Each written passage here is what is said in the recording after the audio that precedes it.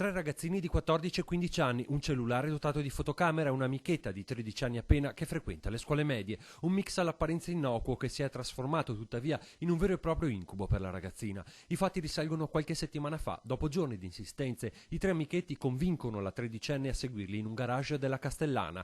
Due di loro consumano dei rapporti sessuali con lei, mentre un terzo fa il palo, accertandosi che nessuno li scopra. Uno dei tre riprende tutto, compreso il suo volto, col telefonino, credendo che quello che stavano commettendo non fosse un reato, bensì un gesto di cui vantarsi con gli amici. Hanno divulgato ad un migliaio di coetanei un filmato in cui si vedeva la ragazzina tredicenne mentre faceva sesso orale con uno dei tre giovanissimi.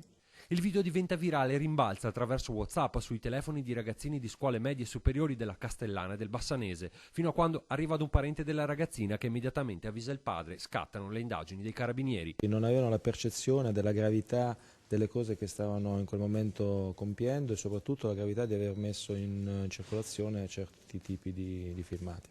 I tre amici vengono ben presto identificati e denunciati, devono rispondere di violenza sessuale essendosi appartati con una minore di 14 anni e di pornografia minorile, un dramma che ha lacerato tutte le famiglie coinvolte. Le famiglie sono state abbastanza sconvolte perché è come prendere improvvisamente coscienza di un qualcosa che uno non aveva propria idea che potesse esistere. L'adolescente bersaglio dello scherno dei compagni dopo quanto accaduto sta affrontando un delicato percorso di sostegno psicologico per poter superare la vicenda, ma le indagini dei carabinieri di Castelfranco non si fermano. Diffondere materiale pedopornografico è reato. Invitiamo i ragazzi a distruggere i video perché a seguito di accertamenti riusciremo senza dubbio a risalire a chi ancora è in possesso dei video, comunque chi li sta facendo circolare.